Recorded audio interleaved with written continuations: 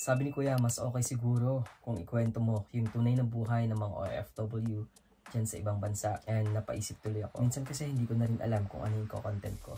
And I believe, tama si Kuya. Mas makapagbibigay nga naman siguro tayo ng inspirasyon kung ang ikukwento natin ay yung tunay na buhay ng mga OFW dito sa Japan.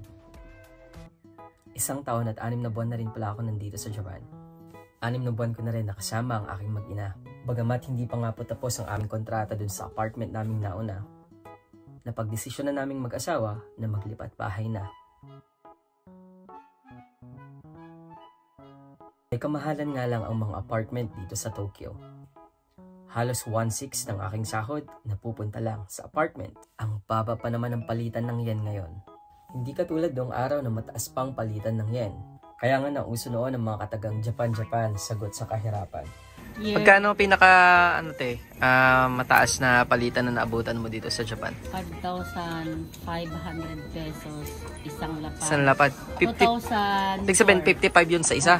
2004. Abutan ko yun. Oh. Yun ang pinakamalaki. Sa bumaba ng bumaba, naging 4,2, 4,1, 4,000, naging 3,600 Ngayon, ang pinakamababa ngayon? 3,600. 36, no? Hindi na, ako nakatry ako 3,500. Pero sa baba ng palet, hindi na. Ano ang mga baito na napasukan mo, te? Hotel. Hotel, no? Construction. Construction. Benta-benta. Benta-benta, no? Dito sa Japan, tsaka sa Pinas. Oh, benta. Ako kami, ako maniulam, siya balot mangga. Nice. Kaya kung hindi ka didiskarte dito sa Japan, mangangamote ka talaga. 55,000 yen ang upa ko sa aking dating apartment. At kung napapansin nyo, napakaliit ng apartment na to para sa aming tatlo.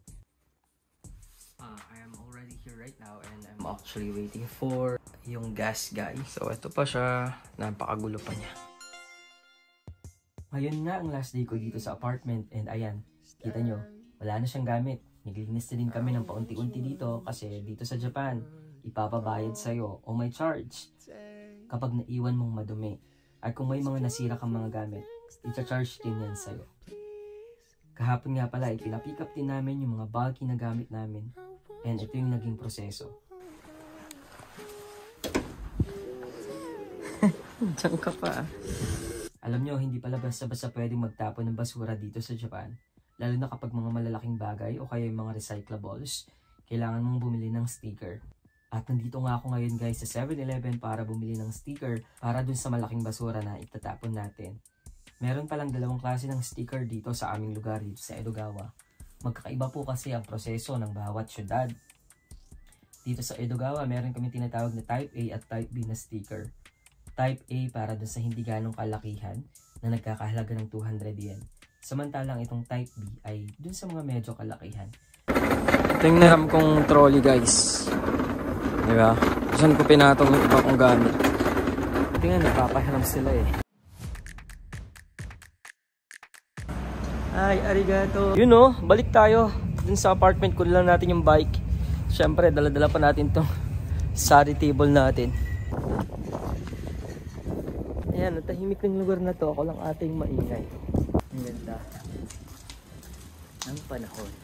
Yan guys, hiniram din natin kanina itong ballpen. Dito sa may 7-Eleven. Puro tayo hiram. And ibabalik na natin. Ay, arigato gozaimasu. Sumimasen. Hi! Ganasai. Arigato. So quiet. So peaceful in here. Alam nyo, kung hindi nyo balak mag-permanent resident dito sa Japan guys, mas mabuti siguro na hindi na kayo mag-ipon ng mga malalaking gamit. So that kapag nagkataon at aalis o uuwi na kayo papuntang Pilipinas o kung saan nyo man gusto, hindi nyo kailangang magbayad ng pagkamahal-mahal para lang ma-dispose itong mga ito. Sa loob ng 1.5 taon dito sa apartment, ang dami ko rin bagay na natutunan. Saksi ang lugar na ito. Sa mga panahong ako'y nalungkot, nalugmok, umiyak at halos sumuko. Lalo na yung mga araw na bago pa lang ako dito sa Japan, mag-isa at punong-puno ng pangamba, ng takot at mga katanungan kung saan nga ba patungo ang aking kapalaran. Hindi na bago yan sa mga OFW. Madalas nakikita natin sa social media bilang matatapang, masayahin, walang problema. Pero hindi nila alam na marami ng balde ang nailuha o naibuhos ng mga yan.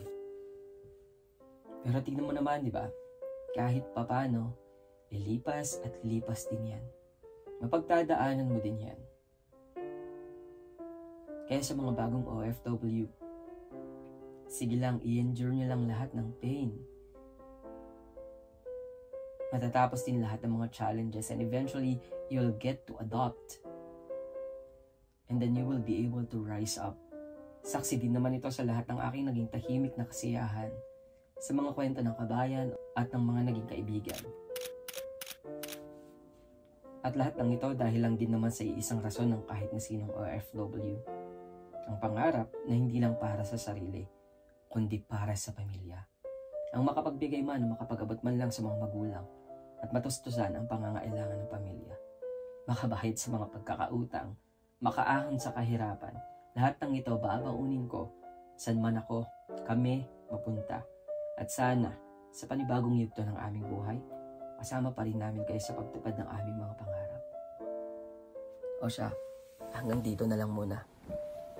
When I find myself in times of trouble, Mother Mary comes to me. Kain na po. First time natin mag-ulam ng tulya dito sa Japan. Do you like tulya, EA? Leka na, kain na tayo. Let's eat. First morning dito sa Apato. Hindi pa kami nakapag-ayos. Si Mami nagluluto na, Mami Shai. Hi. Ayaw magpakita ng mukha. Bakit? Ano niluluto, Mami? Adobers. Chicken pork.